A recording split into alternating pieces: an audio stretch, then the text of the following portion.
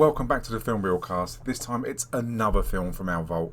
It was released in October 2018, currently no longer available on the queue. I'll put it out again, but it's 2014's Lucy, starring Scarlett Johansson. Action, sci-fi, mixed reviews this film really got. A film I like so much, I even named, as you can see, my lovely dog after it. But it's myself and James, it's the audio podcast. So again, you can sit back, relax, and just enjoy us talking about Lucy. Again, very mixed reviews between myself and James, but a podcast and a film I really enjoyed. Okay, again, thanks for listening. Again, check out us on iTunes and on Android, all podcasting platforms. And again, go through the YouTube channel, click on that subscribe button, leave your feedback, and it would just be great. I really appreciate you checking us out. You take care, have a great week, and we'll be back very soon.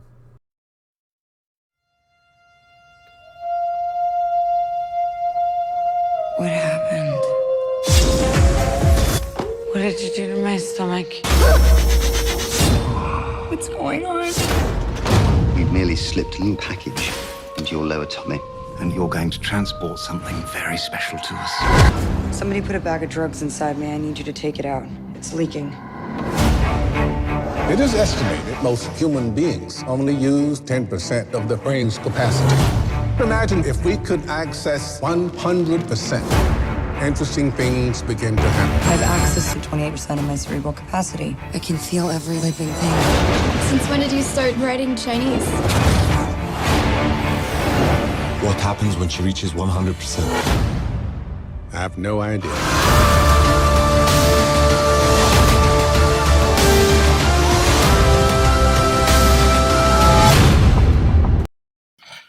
And welcome back to the Filmreelcast, where we are going to do the Black Widow origin story. Stu. Hello, mate. How you doing? Yeah, not too bad, not too bad.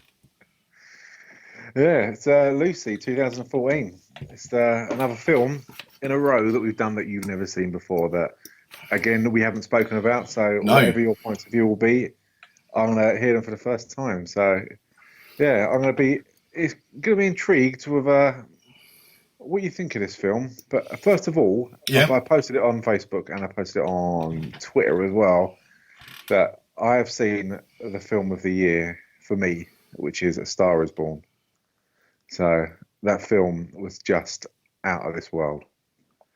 Honestly, I admit I was a bit teary-eyed when I watched it, but it's just so good. If you watch that and you don't have tears in your eyes at the end of it, then you've seriously got emotional problems.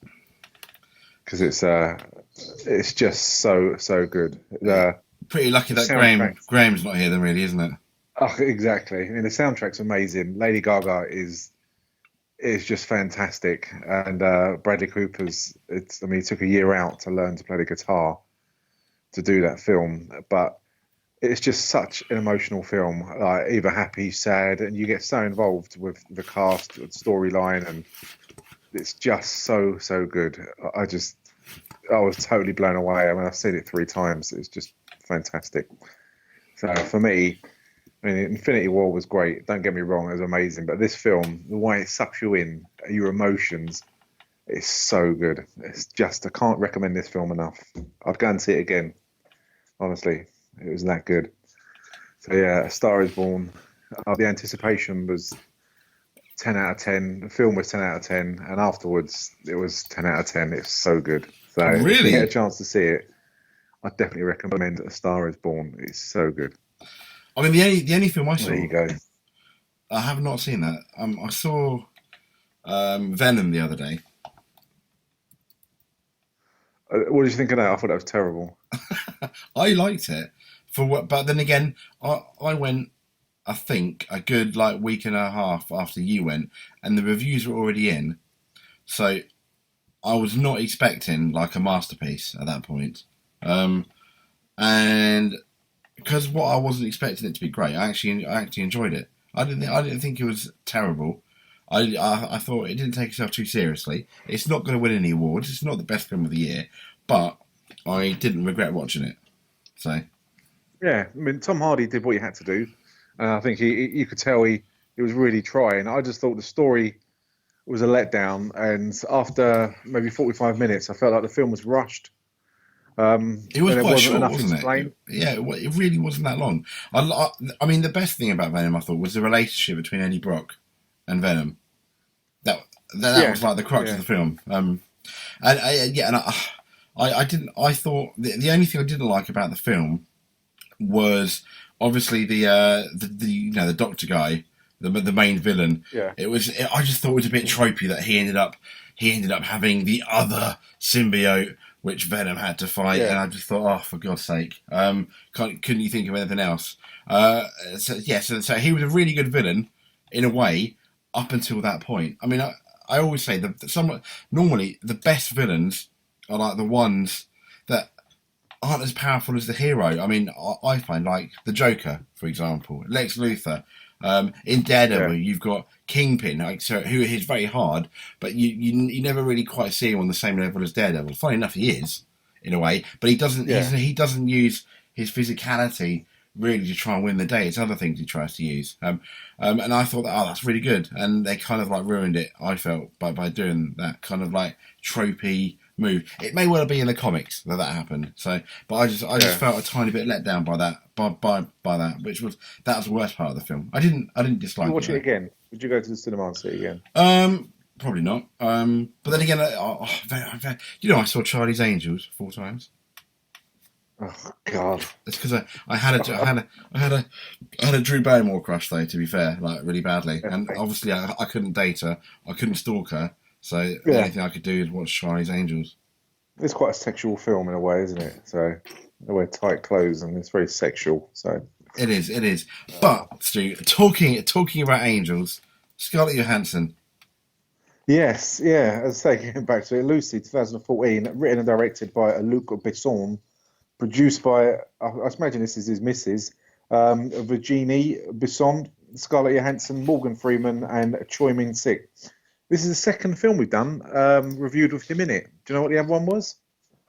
What was the other one? I Saw the Devil. Oh, yeah, of course. Oh, time to shine there. Time to shine. I did a bit of internet research in this because I saw this film. I really wanted to see it when it first came out because it looked quite interesting with the superpowers they revealed in the trailer and everything. And apparently that Luc Besson came up with the idea because he's fascinated with the humans, it's the myth that the humans only use 10% of their brain capacity. And I looked into this because if that is true, I only use about 3%. And to where the myth came from about how much we use.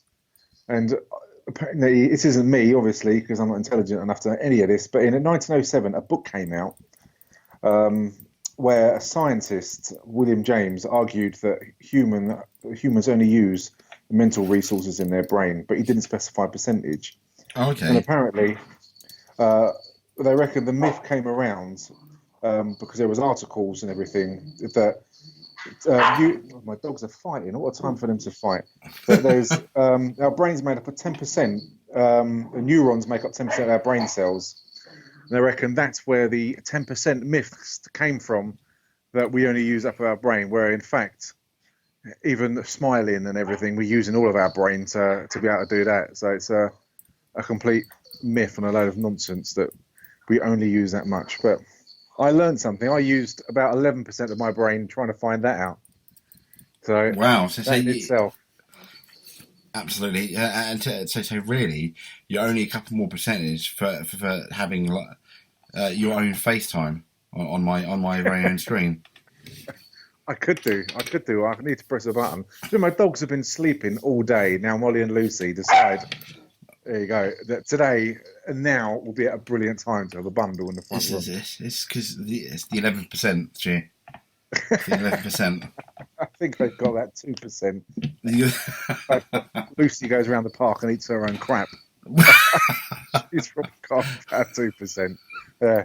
Molly pinches one out. I go down to pick it up and Lucy's eating it. So, that's an insight, everyone, into the world of my dogs. But, so Lucy, the plot, obviously we're going to be spoiling the film, talking in depth about the film. When her boyfriend Lucy is tricked, played by Scarlett Johansson, into delivering a briefcase supposed to contain business papers, The once carefree student is abducted by thugs and intent on using her as a drug mule. She's surgically implanted with a package containing a powerful chemical called CPH4.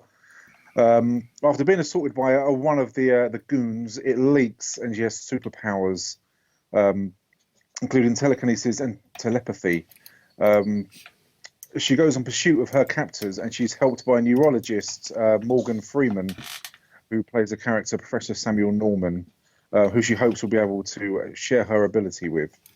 And that is the plot. It's quite a straightforward storyline. Do you agree, James? Go. It is quite a simple storyline. Yes. And what did you think about the film? What did you know before you saw the film? Not much. I've seen the trailer. I thought it was really, I really enjoyed the trailer. And it is one of those films that was on my bucket list to watch, and then annoyingly I forgot about it until I think it appeared on Netflix or Amazon Prime. Other streaming devices, apps are available, of course. But yeah, but yes, and it was always on my bucket list to watch for whatever reason. Though I think my other half of the show, she never really was into watching it too much. So it just kind of went by the wayside until obviously you mentioned it. Was it the fact that the trailer looked good, or was it that Scarlett Johansson was in it and she looked super fine? She did look super fine, but it wasn't. She's not my number one, unfortunately. Who's your number one? Judi Dench.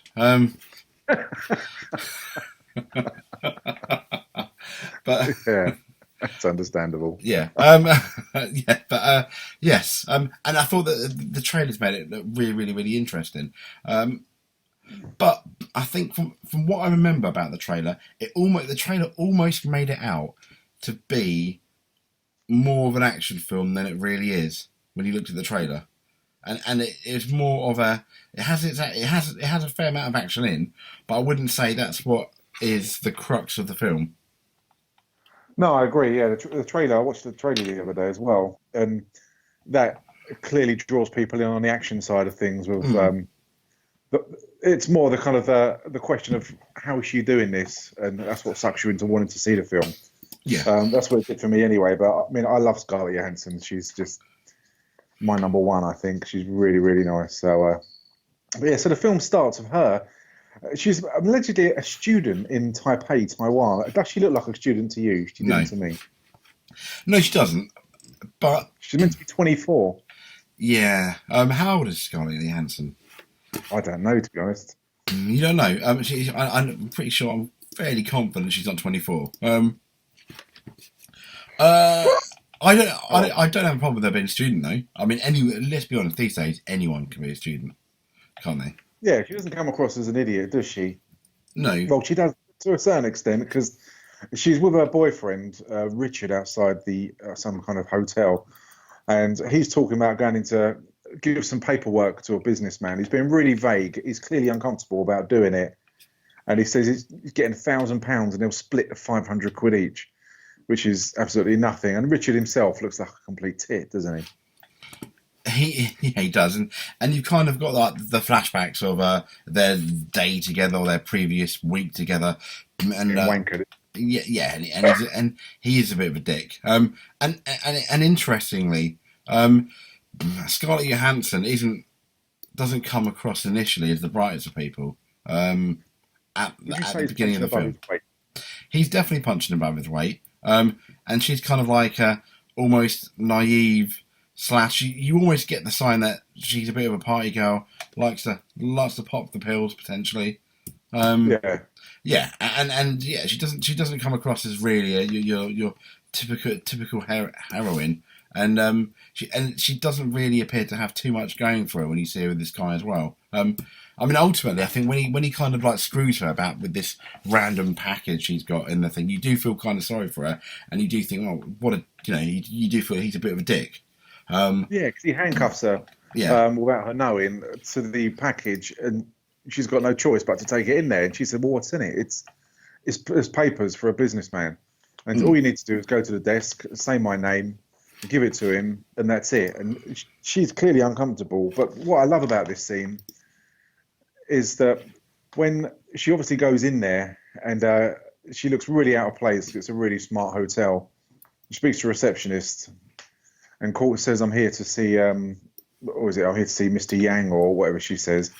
And you know it's not. You know it's not going to be as simple as that as well. I mean, the movie. The movie like puts up your expectations for that. Yeah, it's done really well because he's told to wait there. She said, "I'll go and sit over there." And she said, "No, I'd advise you just to stand where you are." And then you see these 5 businessmen come down, and as you see her standing there looking really nervous, and then walking towards her, it then, as it does in a lot of this time in these films, it shows you cheetahs walking along.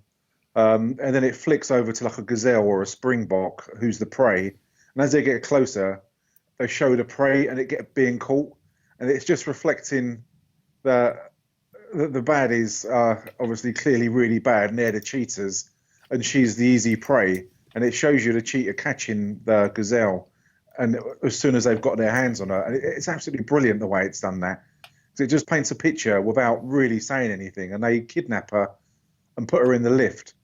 And they're not saying anything whatsoever, so you don't really know yet what's in the package. And she's being carried up the lift, and then they show again the cheetah carrying a dead gazelle in its mouth up into a tree, and obviously she's going into the lift. So it's really, really good the way it's done. I love that side of the film, and it goes like throughout. Did you get that link? It does. Yeah. I mean, it was fairly explicit. It was fairly obvious about what it was doing, and I like that. I felt though. You didn't. That idea was really, really good, and it really wasn't expanded on throughout the film. I thought it wasn't. I mean, that was when you had that like weird comparison. That was the best that it got. I felt in the film, and going forward, I thought there weren't as good as examples, and it wasn't done as much. And because what I would have liked, in a way, is almost like an anagram of maybe throughout the film. She ended up becoming the cheetah rather than the gazelle, for example. You know, But I thought that was like a really original idea. At first, I was like, "What the hell's going on?" I was like, "Has someone like edited a David Attenborough documentary along with it?" But yeah, very quickly though, I did on. I realised what, and I thought that was really, really quite original. It's not something that I've seen before. So what I thought was quite weird, in a way. Was what ended up being quite good, but then again, when you look at Luc Besson, I think like especially like Leon, like his early stuff, his stuff is quite arty, isn't it? As well, the films he makes. Yeah, I mean, out of all the films he's done, Leon is probably my favourite film of everything he's done. I really like Leon. I thought that was absolutely brilliant. I mean, Gary Oldman's performance in that was just superb. Oh yeah. But yeah, as you say, it's quite arty. So she's taken up to the hotel room. And as she's going into the room, she sees like these legs on the floor covered in blood.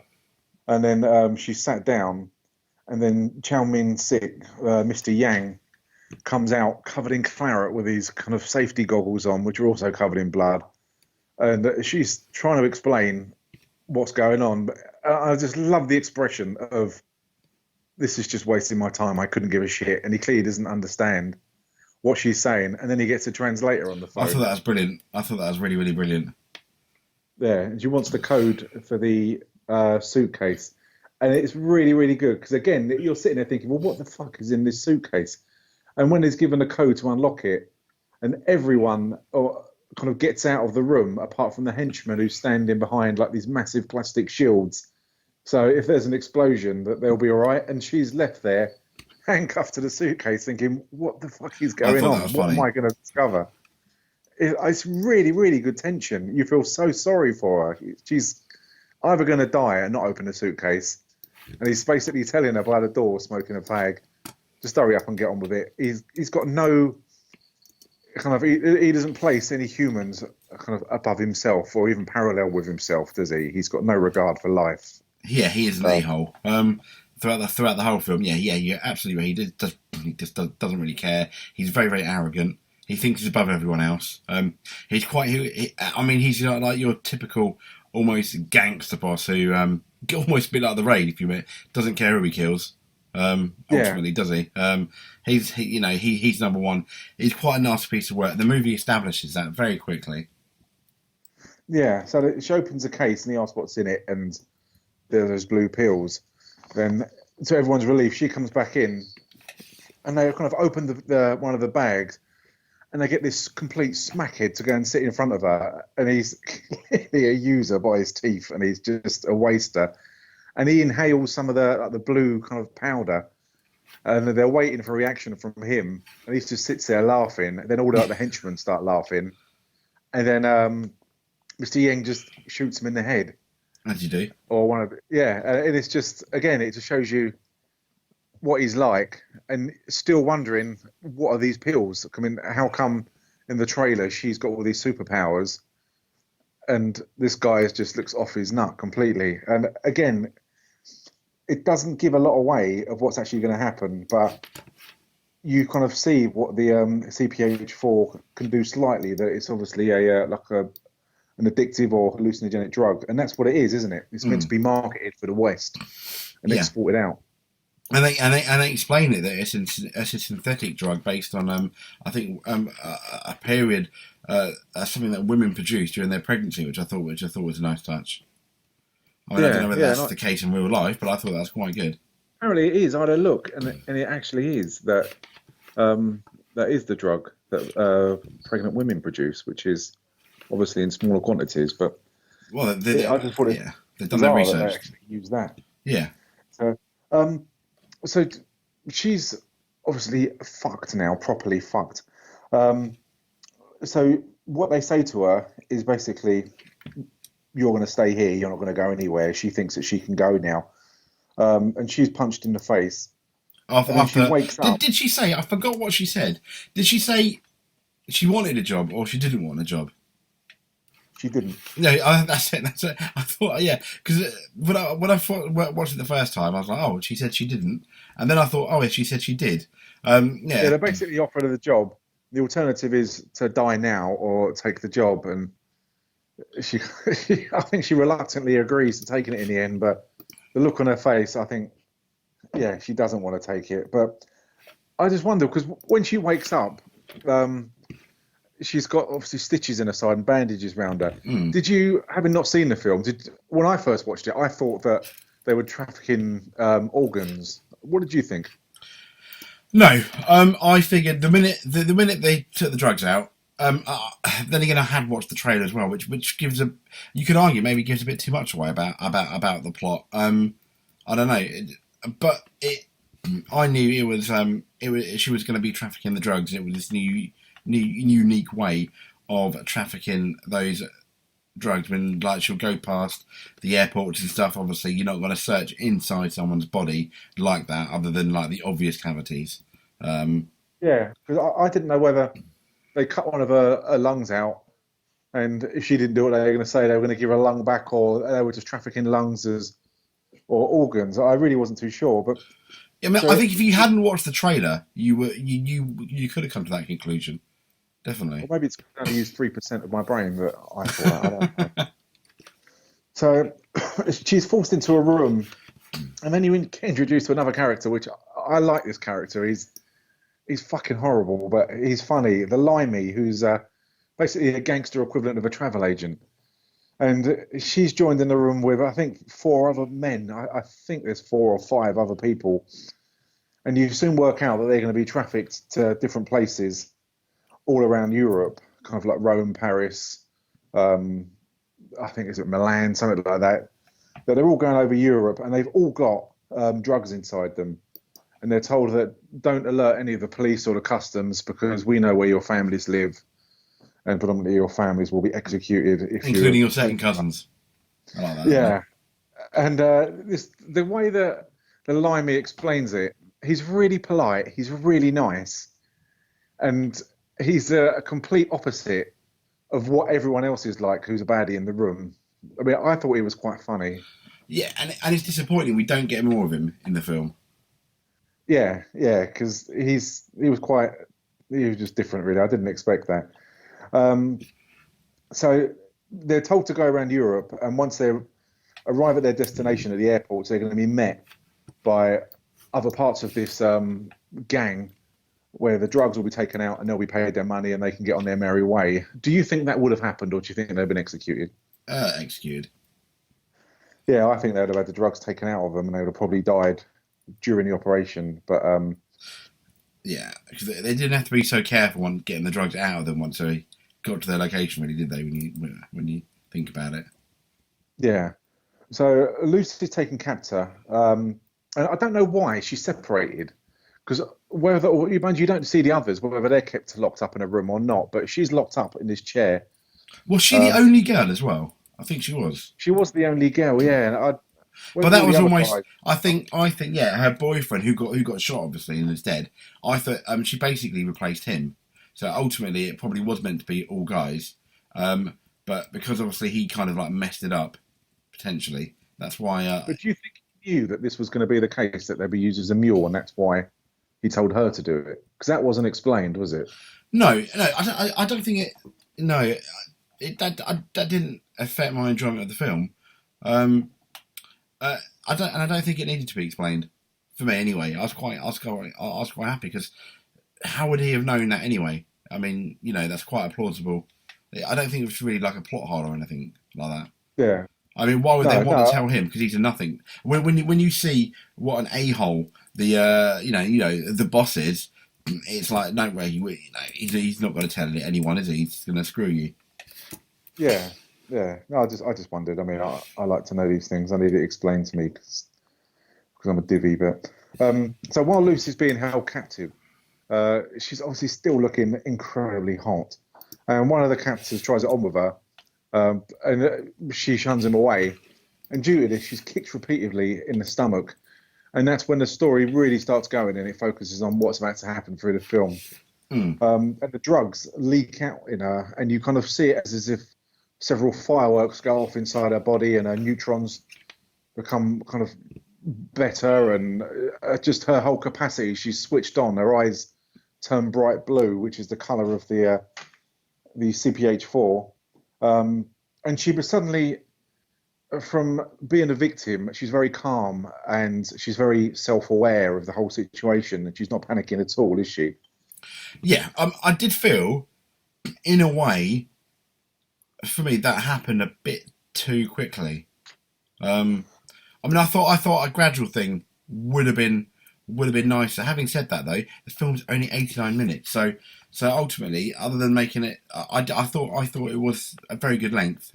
It didn't drag or anything like that. So maybe that would have made it drag a bit too much. So yeah, and whilst this is happening, and it does go to Morgan Freeman, as I said earlier, who plays Dr. Sam Norman, and he's I suppose he's I don't know if he was a neurological surgeon, but he's a professor, and he's in front of like a large auditorium with lots of students and specialists in that field, and talking about the brain's capacity. And he goes from kind of apes to saying dolphins are the most advanced mammals using the sonar radar, which they invented themselves. Obviously, this is just from what's in the film. I don't know whether that's true or not. Obviously, they do use sonar, but whether they adapted it, I don't know. But I thought that was fascinating. I found that, I don't know how much of it, is true, but I thought that's really, really, really good. I really enjoyed that. Yeah, I really enjoyed what he was saying. I don't know whether I enjoyed it as just because it's Morgan Freeman's voice and he could talk about anything, and he's just got such a great voice. It's just one of those voices that you love hearing. It's so silky smooth, isn't it? Yeah. It's just a really interesting tone he's got to his voice. And he's talking about the dolphins, and then above there, when it goes to 20%, that they'll have the power of telepathy and telekinesis. And then from then onwards, it's like pure conjecture of what the brain could do. It can control electric waves around them, which we see later on. And then it goes into the realms of just fiction, really, where you become an all-knowing being and not a person, because your body's, they say your body's like a waste, it's just a shell, and your mind is a lot more powerful and become everywhere, like a huge entity, which I tried to understand it, and I did look at a lot of forums of people trying to explain it, and it fucking well confused me. It really did. But that's the general premise of what they were going to say. I wish I would have listened at school now. It's only when I watched this film I realised. Yeah, I mean, I thought the general premise was really, really interesting.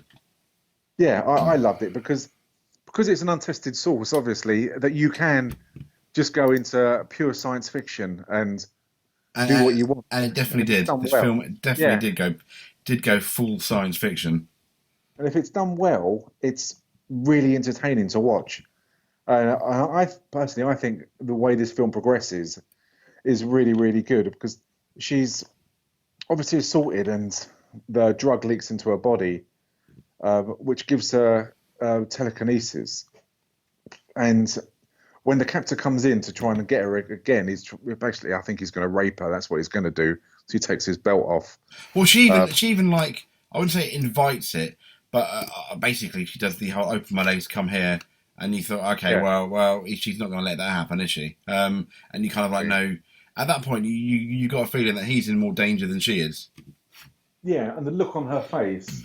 Yes. She knows exactly what she's doing. She's kind of quite emotionless in a situation where she could potentially be raped. Yeah, so she'd completely changed from about 7 or 8 minutes ago.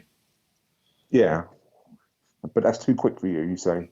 Well, I just thought it would have been a nicer build-up if it was gradually over time. For example, she was still scared, but then she kind of like, like almost, it is a bit of a trope that superheroes almost, the first time they use a lot of their abilities is almost by accident, almost like a muscle memory or something.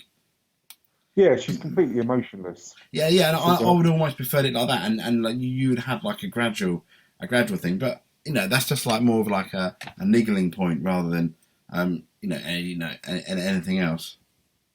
Yeah, I mean, she disarms and she kills the first captor, but I couldn't understand why she's climbing up the walls and walking on the walls. That didn't really make any sense to me. I kind of bought into it. Weird. I bought into it because I mean, going into it, I know it's a sci-fi film, but yeah, that kind of like.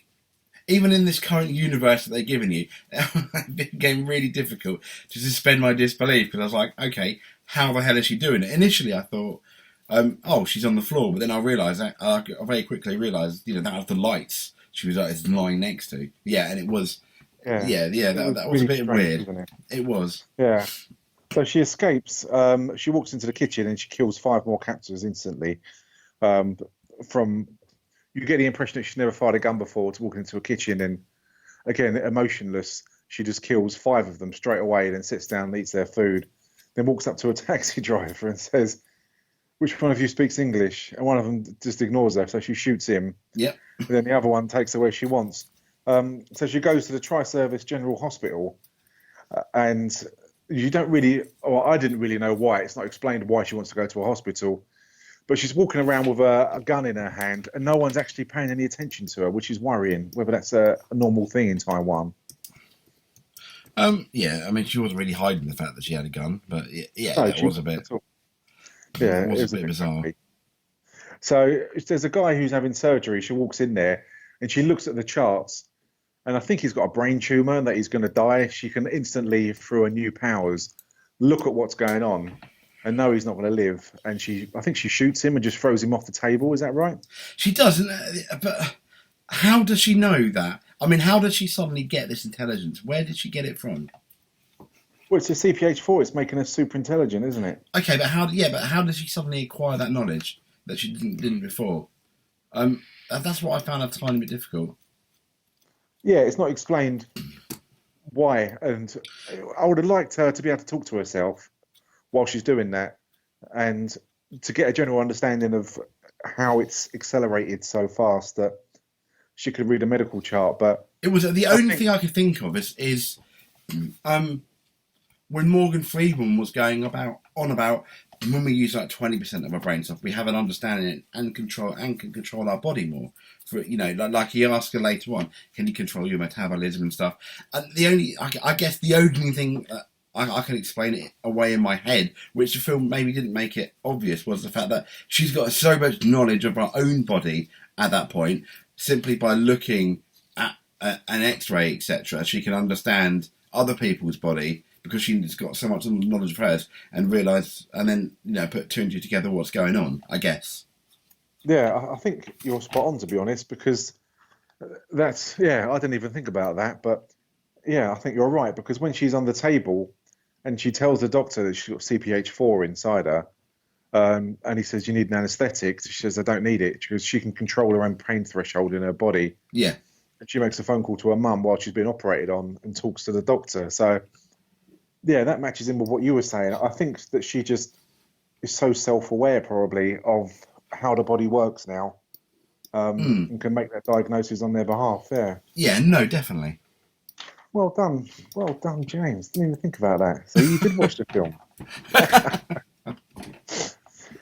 So, so she's told by the doctor that it's the CPH4 is a substance that's produced by pregnant women in small quantities in their the first 6 weeks of their pregnancy to provide the fetus with energy to develop. Yes. So if she's had a large quantity of that, she's obviously developed her brain extremely fast, and that she's fortunate enough to actually survive to take that much. So she then goes back to her apartment where she lives, and you've got a flatmate there who, from general impressions of her, of what Lucy was like, her flatmate's quite a party girl who's... It's like Lucy's... idiot. Yeah, it was like... Yeah, but then again, that was... What I liked about that is, it showed her, even at that point, how far Lucy had come. That was like her old life. Yeah. Almost, you know? And yeah, it showed us how much she'd changed. Yeah, and that she's changed a hell of a lot, and she can program computers, and she does research while she's there for all of the books that Dr. Samuel Norman's written, and within about 30 seconds, she's read every single study and casebook that he's read or he's wrote. Sorry. Yeah. And at the time, we don't really know what she's doing. She looks like she's cracking into the Matrix or something like that, but it turns out that's what she's doing. So from there, she then actually calls Morgan Freeman, or I'm going to call him because I'll forget the name. And she does it on the telephone, first of all. Then she appears on the TV. And then she appears on his alarm clock and the radio and talking all at the same time. And that's when she kind of explains, which I needed, that she can control radio waves and understand the flows of electricity. So she can appear wherever she wants. And I thought that was really clever. Again, it's because it's pure science fiction and no one's ever going to know if you can do this. I like the imagination that Besson's got to do this. I think it's really, really good, because when it's done well and that you can't prove that it is true or not, and it cannot be done, or it can be done. If it's done well, you believe it. That's what I always find, and I found myself believing this. You see, it does, but and this is one of my bigger gripes with the film. Maybe it is a sci-fi, and maybe I should have been more accepting of it.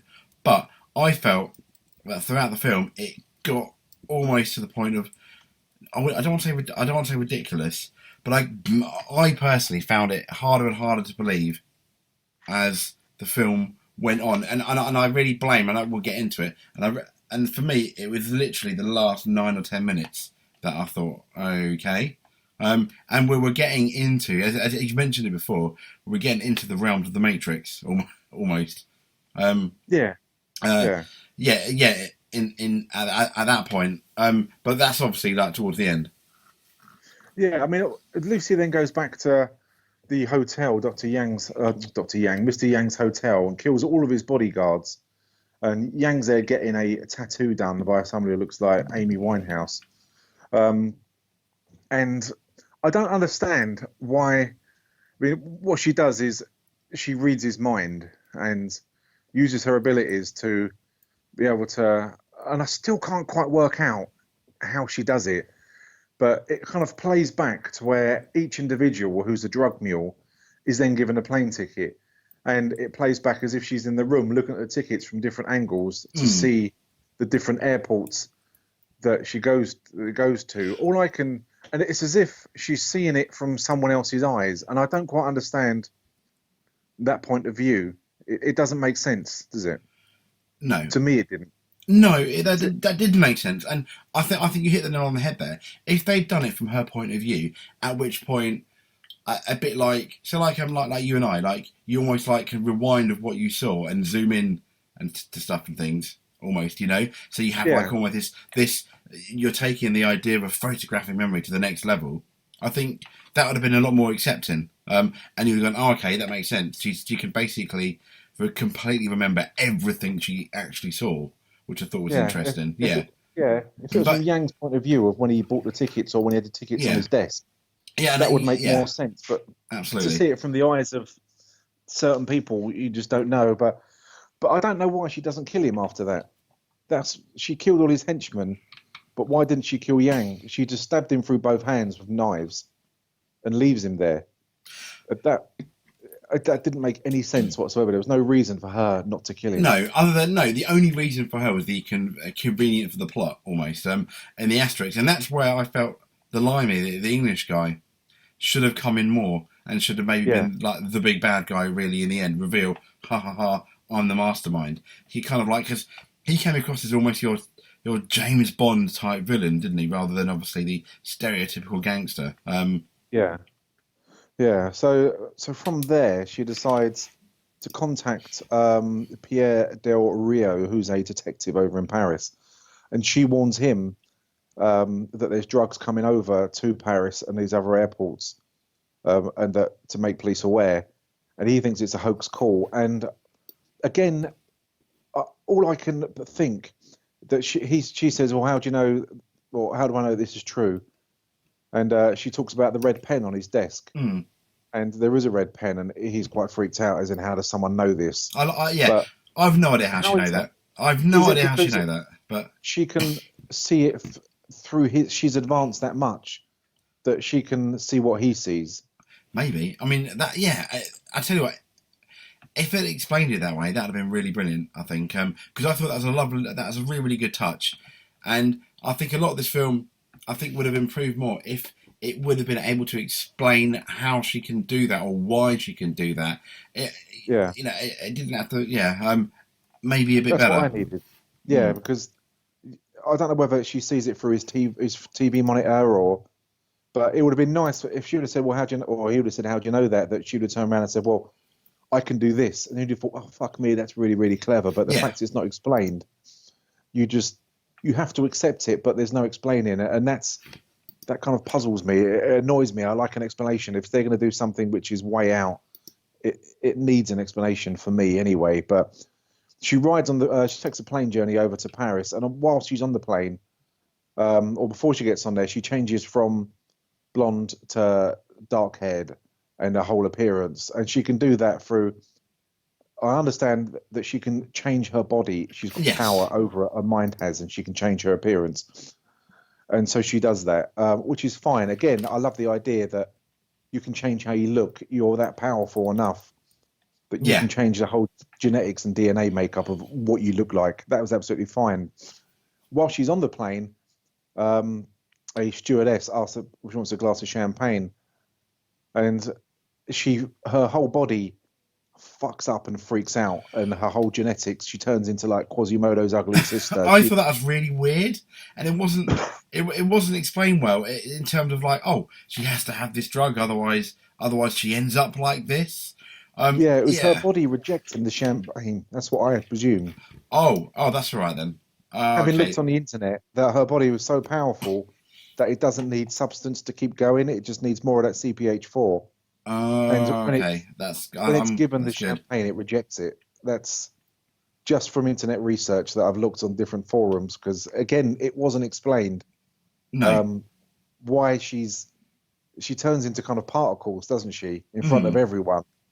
And then her face, she goes into the toilets, her face starts drooping and sinking, and as soon as she takes more CPH4, she's herself again. But again, without an explanation. And should you really have to go to the internet to look for an explanation of a film when you're watching it? You shouldn't really. No. So then she's actually at the airport, and then it goes through where all of the drug mules are arrested at various airports, and they're all taken into kind of police protection. And they're all, for some reason, they're all put together, which seems a bit fucking bizarre to me.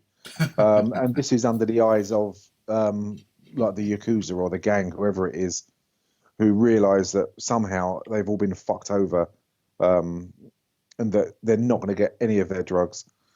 So from then onwards, she wants to go to the hospital. She wants all of the CPH4, and she needs a CPH4 to keep surviving, doesn't she? Yes. Yeah. You felt, yeah.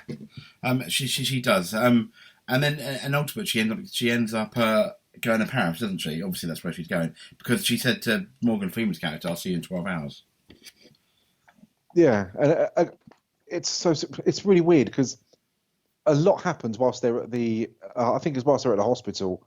A lot happens that isn't explained. As probably every 20 minutes or every quarter of an hour in this film, you see a percentage just come up on the. Which I thought was a nice touch. Which I thought was quite good. Yeah, it's a nice touch, and it shows the audience of the percentage of her brain, and when it reaches like 50%, that you know she's going to be so much more advanced. You just don't know what's going to happen. And while she's at the airport, like the gang come in, the bad guys, and they kill the policemen who are so ineffective. It's unbelievable. And they remove all the CPH4 from the drug mules, and they're going to escape. And they're joined then by Lucy in the corridor, and it starts to get really fucking weird, doesn't it? It does, doesn't it? I love the bit when she goes to the police station and she said to the police officer, "I just want to talk to you," and then everyone else faints, which kind of like intimates how powerful she is. Yeah, she's super, super powerful now. The baddies approach her in a corridor, and you've got the detective behind who's still completely oblivious to what's going on. And he stays with her because she's really fit. And what man wouldn't stay with her? I mean, you'd be thinking with love up your body rather than your brain, wouldn't you? Yeah. You probably. I mean, she even mentioned at some point, "Why do you need me?" And she went, "Oh, to like remember," as in the fact that she was once. And I guess that was like she was once human. Yeah. Where she's kind of like maybe not so human anymore. And above that, if that makes any weird sense.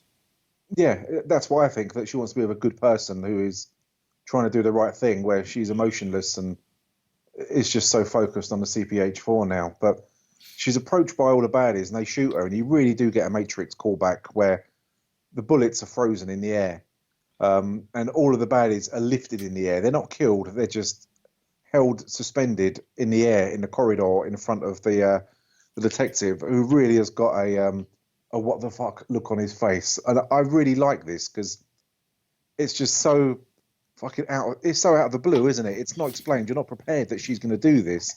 No, she just does it. And each time she does something like this, you never get that look of surprise on her face. No, it's like she knows. It's like we know she's got full control of her body, and she's become really, really emotionless, hasn't she? Yeah, she's got complete powers of telepathy and telekinesis now, and she just can do whatever she wants. And I think, for me, I would have quite liked a look of surprise when she does some of the things. Especially early on. Yeah, when she's learning her powers. I quite like that, when you get like the Spider-Man and... But that goes to my point. And everything like that. That I think I made earlier, where I think maybe initially, and it is just a niggly point, a gradual learning the powers, being really surprised early on in the film would have probably helped. Yeah, it would have been... I could have explained it within 10 minutes of what she could have... The powers that she can achieve. Absolutely, exactly. Yeah, and that would have been great. But as she does that, and she gets the CPH4, and after she's done that, they then leave the hospital, and she's being watched by Mr. Yang, who's outside with the rest of the goons. And she jumps in a car, and she says that she'll drive, and she's never driven before.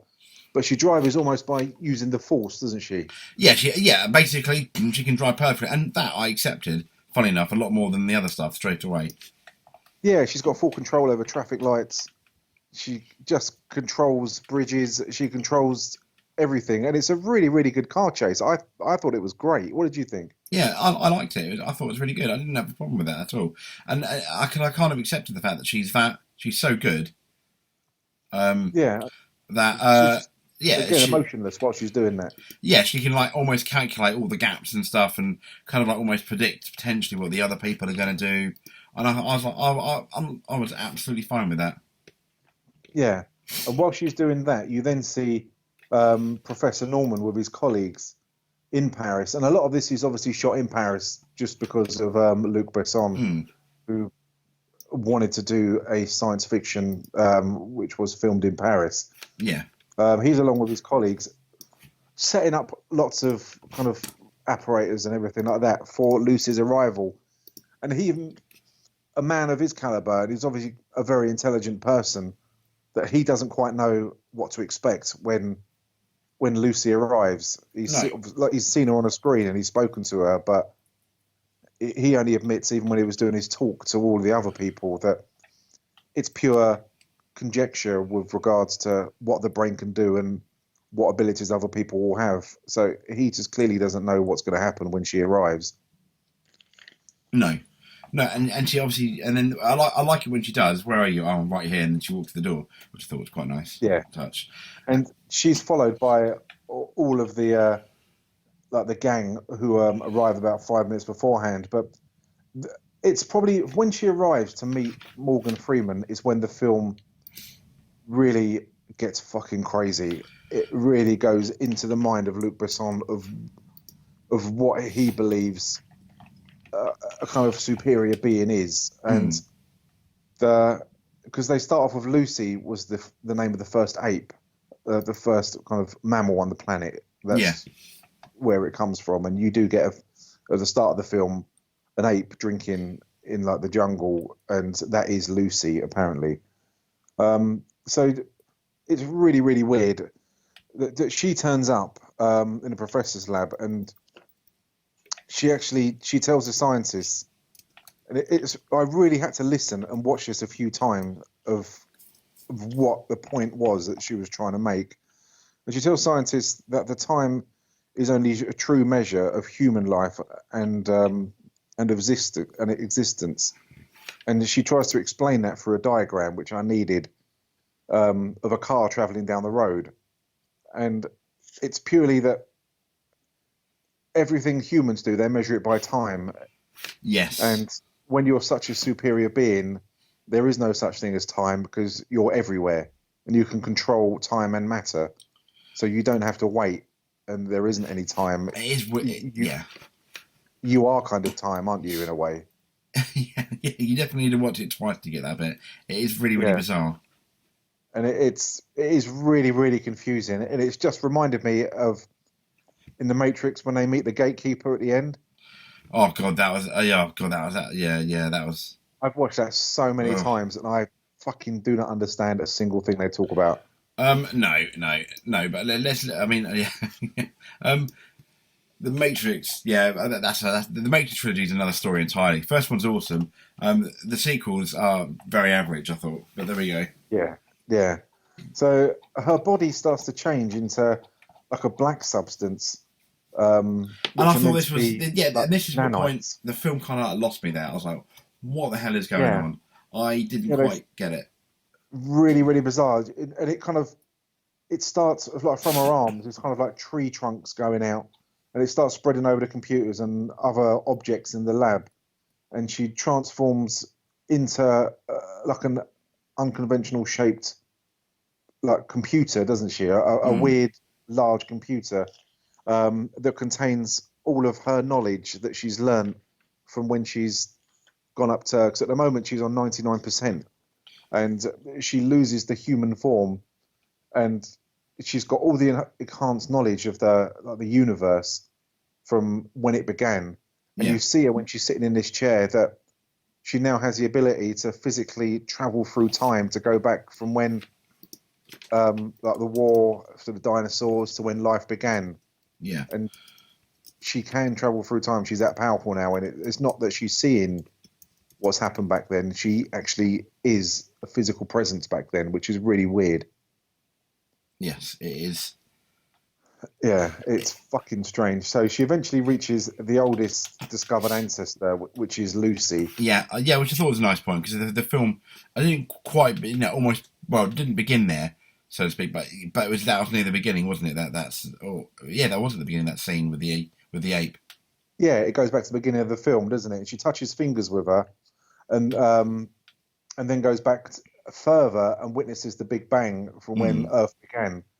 And while she's sitting in this chair, you've got the gangs there with anti-tank weapons, machine guns, shooting the police in the corridor just outside the building, and all hell's fucking breaking loose, and there's loads of people dying, and they're just trying to do it just to protect her. And really, Morgan Freeman and the other scientists are standing there helpless, aren't they? They just don't know what's going on. They're not prepared for this whatsoever. No.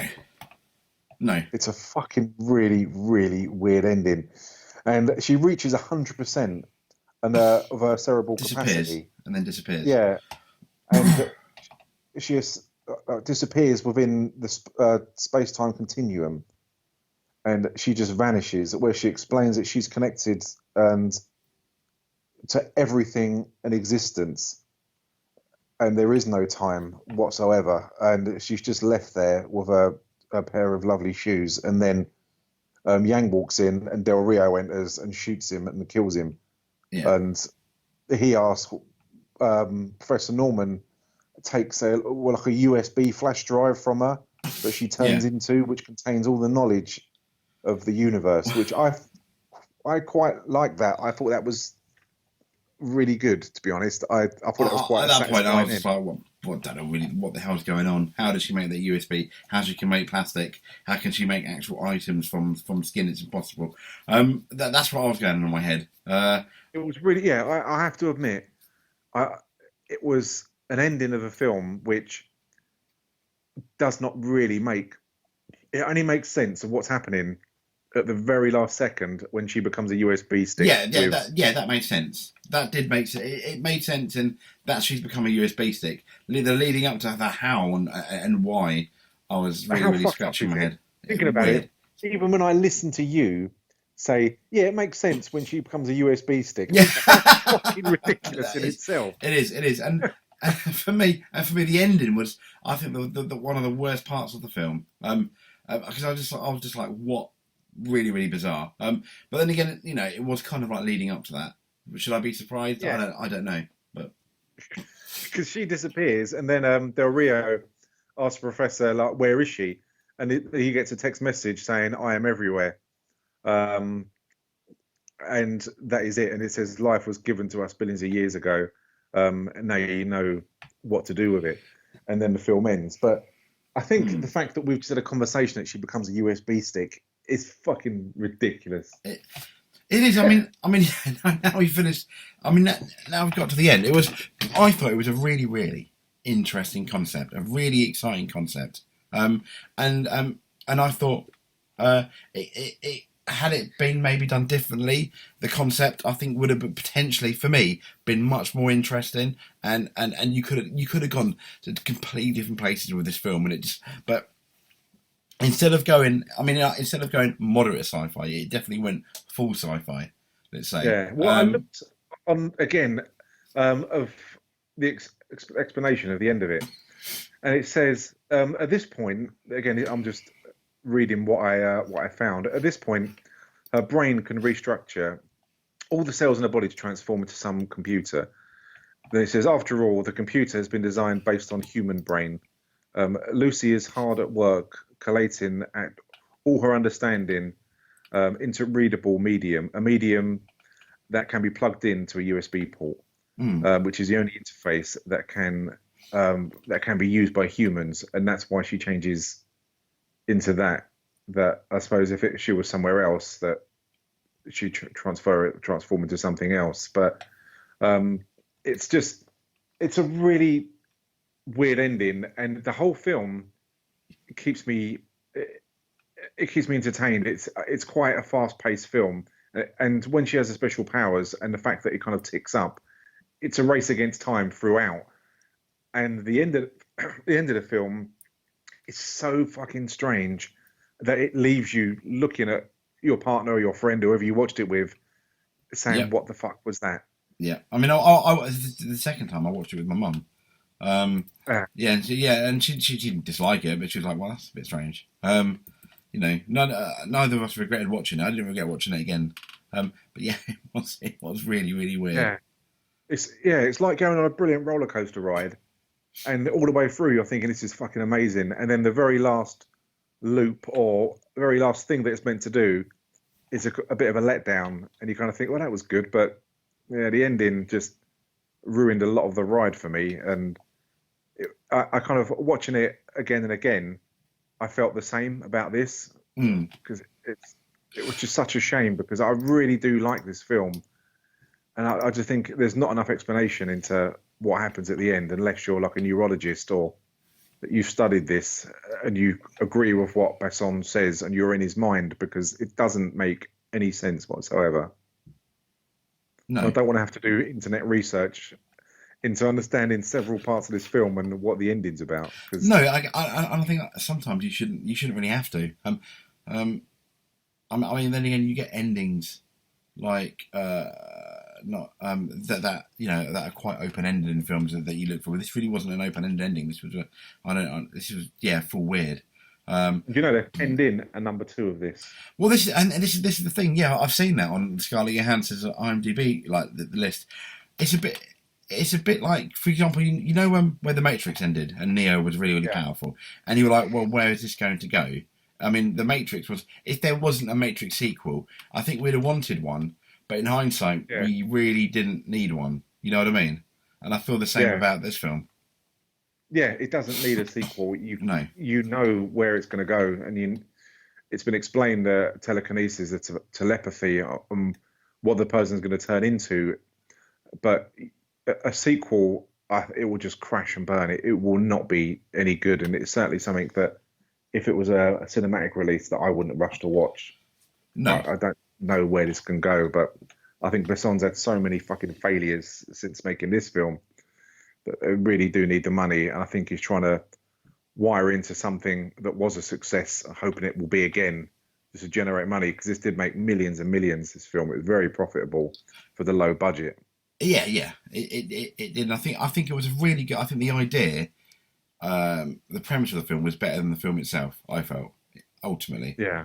Okay, so let's get on to your best bits, worst bits of this film.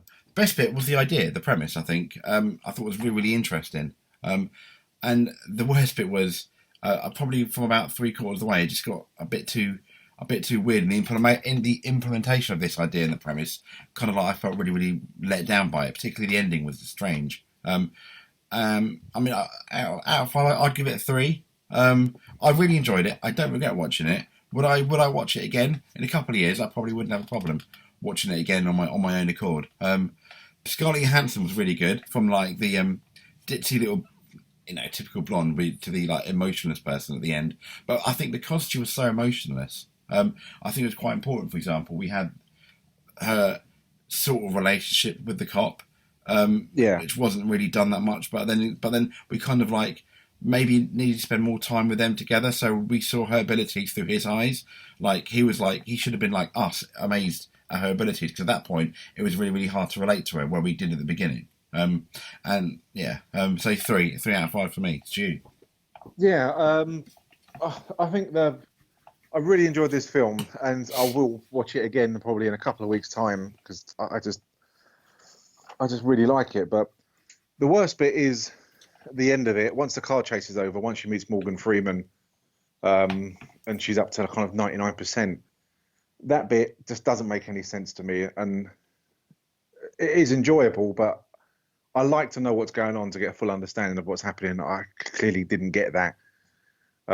Scarlett Johansson's performance is really, really good. I think she's absolutely brilliant for this, and I can't imagine anyone else doing it, not as well as her anyway.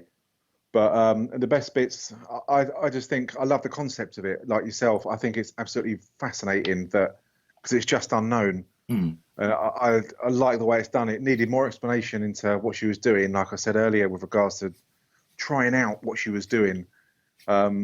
And freaking herself out about the telekinesis. That would have been really nice, that she would have done it either by mistake or trying to do it. And it would have opened up so many more avenues and a lot more enjoyment of when she's doing it later on in the film, because you could fully understand it. And you could kind of grow with the character as well. That's what I would have liked. But yeah, I'd give it probably a 3.5 out of 5. And yeah, I'll definitely watch it again. I will watch it again for a fact. So I really like this film. I think it's just great. And Scarlett Johansson's fantastic. She's got one of those voices. Again, if you watch her, with Joaquin Phoenix. It's just her voice in it. She's not in it physically, but that's brilliant as well. So yeah, anything that Scarlett Johansson's in, I'll definitely watch. She's the draw for me, definitely. The draw. Okay. She is. So, but next week is the big one. Well, yeah, next one we're Simon doing Batman v Superman. Yeah, I haven't seen this film since it came out, so I'm really, really excited to watch it. Yeah, what Simon suggested, and I said we'll do it, is make sure we watch the director's cut, because he said the normal cut is not really good, and the director's cut, he said, he felt makes it a much better film. And I have not watched the director's cut, but I slated and completely disliked the normal version.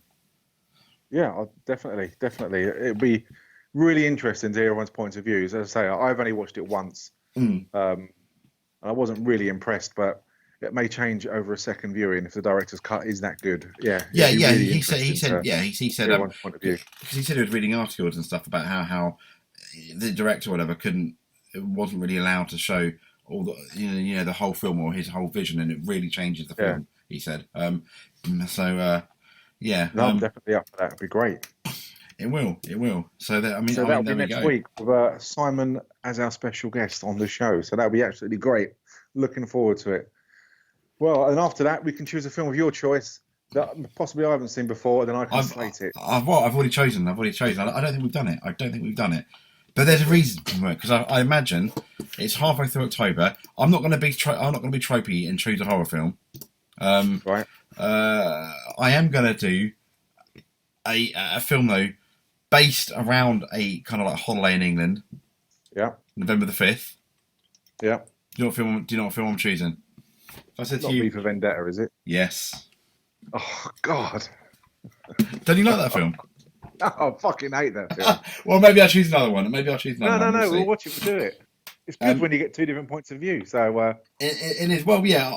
Maybe I'll think of another one. But no, we'll see. That's V for Vendetta. You've heard it here, folks. Okay, yeah. I've really wanted to do that, and since we've done the podcast, I've always thought, missed opportunity. We could have done that around that time. Yeah, definitely. Mm-hmm. Natalie Portman. Yeah, she's very good. So yeah, and you got the other geezer in. It was James Bond. What was his name?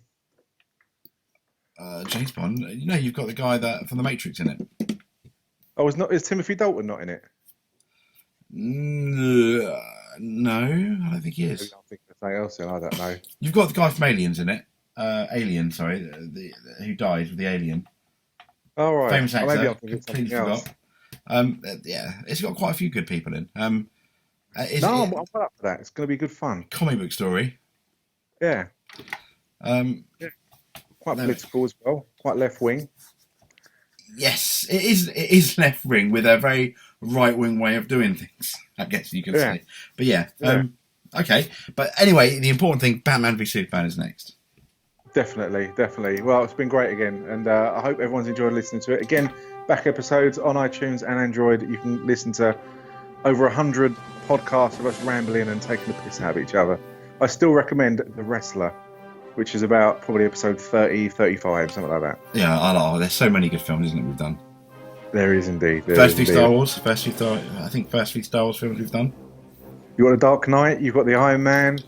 There's loads of films, and there's still so many more that we're going to do. So it's all good stuff. Yeah. See you later, guys. Well, I hope you enjoyed listening. Take care.